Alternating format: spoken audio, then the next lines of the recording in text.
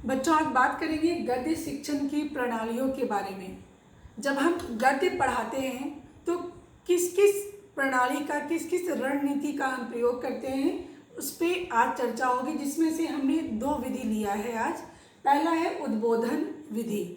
उद्बोधन विधि में जब हम बच्चों को पढ़ाते हैं तो जब कठिन शब्द आते हैं या कठिन कोई वाक्य आता है तो उसका अर्थ स्वयं नहीं बताते हैं, बल्कि कोई दृश्य श्रव्य सामग्री का प्रयोग करके हम उस वस्तु का या उस कठिन शब्द का अर्थ बताते हैं। उसे ही कहते हैं उद्बोधन विधि। जैसे अगर हम बच्चे को फूल शब्द पढ़ा रहे हैं तो हम बच्चे को फूल लाकर दिखाएं तो बच्चा का जो कंसेप्ट है, जो फूल के बारे में जो समझ है, वो बिल्कुल ही स्पष्ट हो जाएगी। उसके बाद यदि हमको उसको वृत्त बताना है तो हम उसको ब्लैक बोर्ड पे गोल बनाकर दिखाएं। यानी कहीं ना कहीं से हमें कोई चार्ट पेपर, कोई मॉडल, कोई प्रोजेक्ट, कुछ इस तरह की चीज़ों का प्रयोग करना है ताकि बच्चा शब्द का जो अर्थ है उसको भली भांति समझ सके। जैसे ताजमहल है, अगर ताजमहल के बारे में बताना है तो ताजमहल की तस्वीर लेकर आइए या ताजमहल का कोई मॉडल लेकर आइए। वृत्त के बारे में मैंने बताया। ईदगाह, ईदगाह एक कहानी है। अगर आपको बच्चे को ये बताना है कि बच्चे और माँ के बीच का प्रेम क्या होता है तो आप ईदगाह कहानी बताइए बच्चे को, उसके माध्यम से आप उस संबंध को बताइए। बाबा भारती के बारे में एक कहानी है।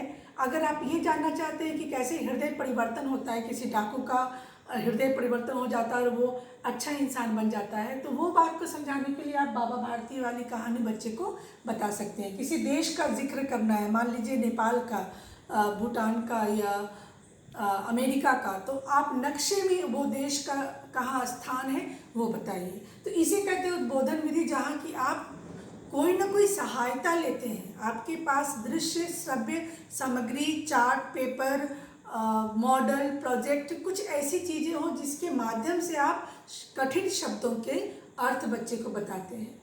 दूसरी विधि है स्पष्टीकरण विधि। इसमें क्या है, शब्दों के अर्थ को स्पष्ट करने में हम व्याकरण की मदद लेते हैं। जैसे शब्द व्युत्पत्ति, व्युत्पत्ति मतलब उत्पन्न होना। शब्द कैसे उत्पन्न होते हैं, शब्द का भी एक, शब्द की एक जीवन कहानी होती है, शब्द की भी एक जीवन कथा होती है। जैसे श्रमजीवी है, इसमें मूल शब्द है श्रम, जीवी उसमें जुड़ गया है। श्रमजीवी जैसे बुद्धिजीवी, तो दीर्घजीवी, श्रम शब्द के साथ जुड़ा हुआ है जीवी, तभी एक पूरा शब्द बनता है। तो शब्द की व्युत्पत्ति कैसे होती है, अब इस शब्द को समझाने के लिए हम उसको पहले अलग करेंगे कि श्रम के बल पर जो जीवित रहता है उसे कहते हैं श्रमजीवी। खटपट, 2 अलग अलग शब्द है, खट और पट। हालांकि शब्द थोड़ा सा निरर्थक है, लेकिन हम अमूमन कोई बात में अगर किसी से कुछ झगड़ा होता है या विचार नहीं मिलते हैं तो कहते हैं कि खटपट हो गई। तो ये सारे शब्द समय समय पर आते रहते हैं, उनका रूप बदलता है, उनके प्रयोग करने का ढंग बदलता है। तो यहाँ पर हम शब्द के अर्थ को स्पष्ट करने के लिए उसको व्याकरण के द्वारा, क्योंकि शब्द व्युत्पत्ति वाली जो बात है वो व्याकरण में ही है। रूढ़, यौगिक, योग रूढ़ आप पढ़ेंगे, पढ़े ही होंगे 9-10 में। तो ये सब शब्द व्युत्पत्ति का ही, सार्थक शब्द, निरर्थक शब्द, ये सारे शब्द जो होते हैं वो शब्द व्युत्पत्ति के आधार पर शब्दों के अर्थ को हम स्पष्ट करते हैं। अब विलोम शब्द है, कर्कश, मधुर। कभी कभी अंधेरा को समझाने के लिए उजाला को समझाना पड़ता है। तो कर्कश शब्द क्या है, उसका मतलब क्या है, ये समझाने के लिए हमें बताना पड़ेगा कि मधुर, मधुर भाषा क्या है। मधुर भाषा जो है, अगर बच्चा समझ रहा है तो जस्ट उसका उल्टा जो है वो है कर्कश, कर्कश भाषा, कर्कश ध्वनि। समास विग्रह, चतुर्भुज, 4 भुजाओं का समूह। लंबोदर, लंबा हो उदर जिसका। चंद्रशेखर, जिसके शिखर पर चांद हो। तो इस तरह से शब्दों को विग्रह करके, विग्रह करना मतलब तोड़ना, तोड़ करके हम कठिन शब्द के अर्थ बता सकते हैं। संधि विच्छेद में महोत्सव, महान उत्सव। विद्यालय, विद्या का आलय। उपसर्ग प्रत्यय में सुपुत्र, सु मतलब अच्छा, पुत्र मतलब बेटा। सुपुत्र, कुपुत्र, कु मतलब बुरा, पुत्र मतलब बेटा। तो वहाँ पे भी तोड़ के हम बता सकते हैं।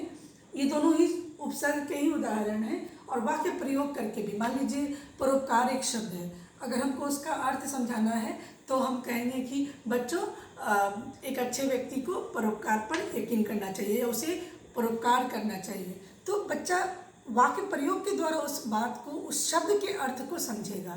जैसे अगर हम ये बोलना चाहें कि व्यायाम करना आपके सेहत के लिए बहुत ही ज़रूरी है, तो व्यायाम शब्द का अर्थ वो समझ पाएगा।